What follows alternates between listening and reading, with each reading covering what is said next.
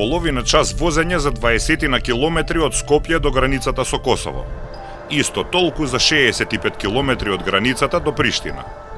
Автопатот од околу 12 километри од Скопје кон граничниот премин Блаце се планира веќе 2 децении. Го ветуваат речиси сите влади, а во 2020-та почна да се гради првата, полесна делница од 2 километри. Според најавите, уште од лани требаше да се вози по неа. Патот кон Косово има по една лента во двата правци. Еден неосветлен тунел и е полн со крпеници.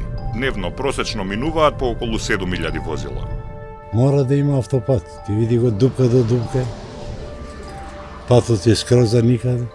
До граница, од тука, до граница да отидеш. Хубаво идам после од Косово, идам и за Печи, идеш натака. Полесно ми е него. До граница 15-12 километри. Па како не треба автопат? Треба, нормално. Идете често? Па месечно еднаш, да. Yes, to go in Kosovo, to go in Pristina maybe. Highway. Yeah. Yes, of course we need. You need to. За воопшто да се стигне до тој пат, прво треба да се помине под оштетениот надвозник кај скопското село Визбегово. За почеток има силни вибрации на овој мост кои што човек не треба да биде градежен инженер, ќе го наведат да се запраша каква е стабилноста на овој мост. Вториот момент се овие бетонски плочи кои што се наоѓаат во арматурата. Заради забрзување на градбата, автопатот од 12 километри беше поделен на 2 делници. Едната од граничниот премин Блаце до клучката Блаце од 2 километри, која се гради, и другата од 10 километри до клучката Стенковец, за која допрва треба да биде распишан тендер.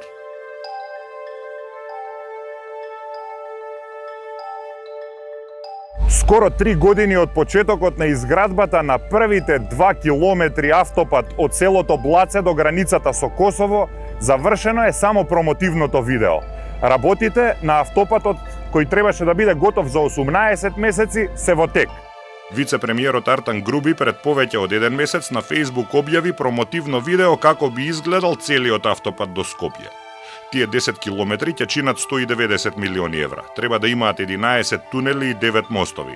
Според планот треба да се гради 4 години, но ако се следи динамиката на првите 2 километри, градбата може да потрае повеќе од деценија. Првите 2 километри почнаа да се градат на почетокот на 2020 година. Ќе започнат оваа пролет, а првите километри од автопатот ќе може да ги возиме веќе следното лето во 2021 година. Ma su bë skeptik se jo ma shumë se një vjet e gjys me autostradë do nisesh Shkup Bllak. Министерот за транспорт и врски Благој Бочварски пред една година рече дека експроприацијата на земјиштето е целосно завршена и оти автопатот ќе биде готов до средината на оваа година. Сепак, директорот на јавното предпријатие за државни патишта ЕУ Рустеми пред 2 месеци рече дека токму експроприацијата е проблем. Рокот на изградба сега е поместен на март 2023 година. Секако дека имаме задоснување на тие 2 километра, но тоа задоснување излегува од тоа што касниме многу со експроприацијата на парцелите што беа во приватни имоти. Скепса за изградбата на нов автопат внесува и тоа што во меѓувреме почна реконструкцијата на постојниот. За споредба, автопатот Арбен Джафери од 65 километри во Косово, од границата со Македонија до Приштина, беше пуштен во 2019 година. Иако е на многу комплициран терен во Качаничката клисура со многу мостови и подпорни ѕидови, целиот беше завршен за 5 години.